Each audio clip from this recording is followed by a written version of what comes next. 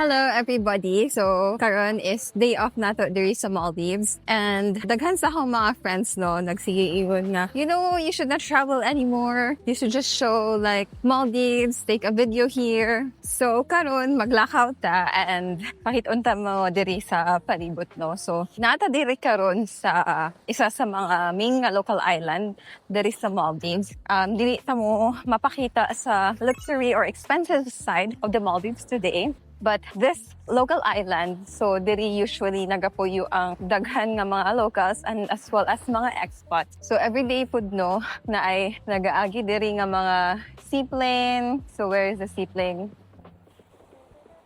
Wala siya no. Either gikan na siya sa resort or sa mga other nga local islands siguro or usually resort lang. So kaning Hulhumale no it's a reclaimed island ra ni siya and this is where most tourists comes, especially kung kanang wala kaayo kay budget na dinago para sa mga resort or you want to book like cheaper rooms lang. So usually ang mga hotels diri patanawon ta mo ha. So, kanang sa akong likod, na ay mga lahi-lahi nga mga buildings dira. So, usually, diri nagabook ang mga tourists o mga cheaper nga rates ng mga hotel. So, na ay rate diri ranging siguro mga $60, $80, 100 or 100 plus, 130, 150, and that is per night. So, if you think na diri sa Maldives is tag $1,000 lang per night, no, there are cheaper options here as well. So, usually, diri sila nag-stay, no, sa mga local islands. There are other local islands here as well nga sikat. Examples sa Mafushi mo na isa sa mga pinakasikat diri. There's also Toulouse do. One is Hulhumale and there's so many other daghan pa nga mga islands. And see, for example, there's a Hulhumale no. You just book a room dira sa isa sa mga hotel and you can enjoy the beach for free already. This is for free. And this is how beautiful your beach is. And look, unsa ka guwapa ang dagat. No? Look at this turquoise waters, which is really enticing. Lami kayo mo salom, no?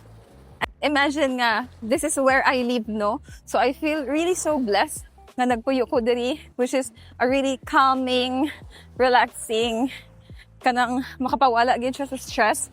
And there was a time for like almost 3 years nga ang akong hotel is just beachfront. So example, mauna siya akong hotel, mauna siya akong accommodation. This is not my exact accommodation, but just to give you a picture nga, dira ako nagpuyo. And in front of my building is the beach already. So I really have a good view every single day, right? So that's one of the perks of living and working here in the Maldives. Ang Hulhumale no, we have phase 1 and phase 2, the one I showed you earlier, which is like beach side lang, is the phase 1. And here, this is the bridge between phase 1 and phase 2. Og dito nga side is phase 2 na to siya paingon dito, and you can find there like mas taas na mga buildings dito and a lot of locals dito nagpuyo no. So dito pa nga side sa sentro pa sa Hulhumale, masaghan pag mga building and mga residential area. Diri is kaning mga liguan lang ni siya diri, which is the beach area.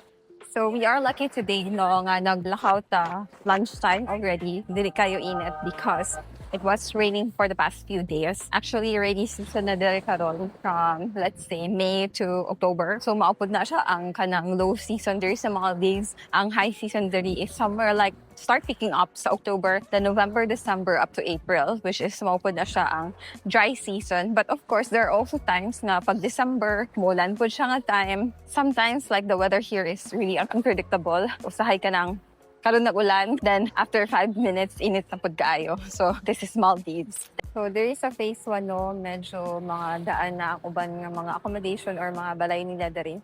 And usually, nasa like color coding. So, makita ninyo ang uban ng mga buildings, pare-pares sa color. And even na po dito sa phase 2.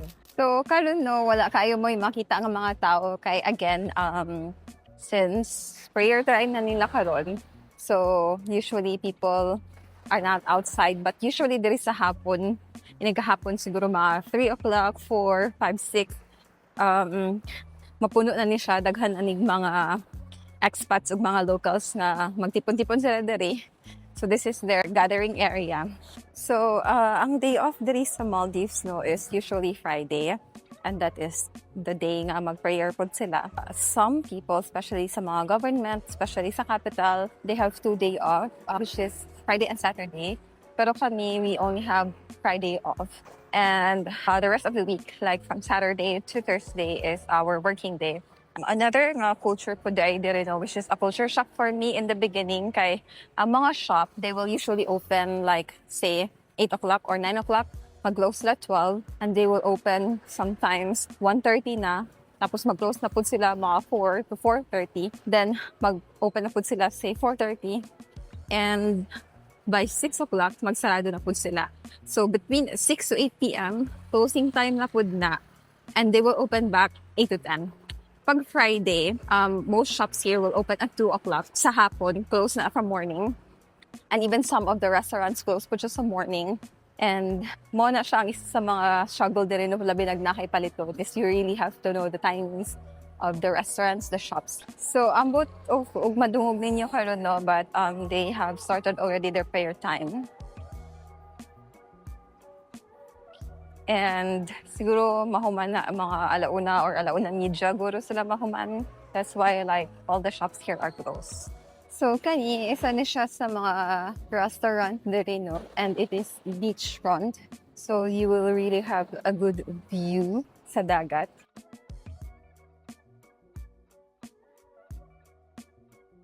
Another nice thing po diri sa mga local islands no, especially sa Hulhumale is you have more options for restaurants, and compared sa mga resort na usually mga resort na sila yung mga 3, 5 up to 10 or so nga mga restaurants, kay private resorts naman sila, but here you have many options.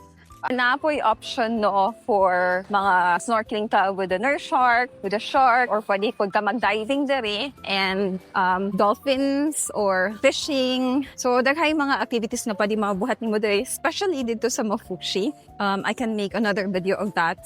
One of the sikat nga local islands dere nga mas daghan po kag mga activities nga mabuhat dito no. Naapoy mga kanang mura siyang car nga boat nga pwede pag kamusakay dito. And I also did the photo shoot or video shoot sa floaty surrounded by sharks, by nurse sharks. So, naapoy mga water slides dere. So like adults and kids can enjoy as well. So if gusto po ka magkayak, naapoy sila yung mga options dere, or photo shoot with that clear, transparent kani siya. So pwede po da siya dere. So, one of the rules di ay diri no sa mga local islands is kanang dili ka pwede mag-bikini. Usually sa mga private resort, dito pwede ka mag 2-piece or 1-piece. Pero diri, since local island na siya and daghan nga mga locals no nga diri pod sila nagaligo, nagatambay, as respect na lang sa mga locals, so bawal diri mag-bikini. And regarding po sa mga liquor or mga alcohol, dili na siya available everywhere. There are only designated nga mga hotels, especially diri sa capital. Pero sa mga resorts, usually dito sila nag-offer. So this is the Maldives. If you have any questions or if you want to know more about the Maldives, just comment kung sa inyo hang mga pautana or what else you want to see here. And of course, next time, once I have the chance, magbuhat pa kong video sa mga resort options, mga pwede na to bisitahon diri.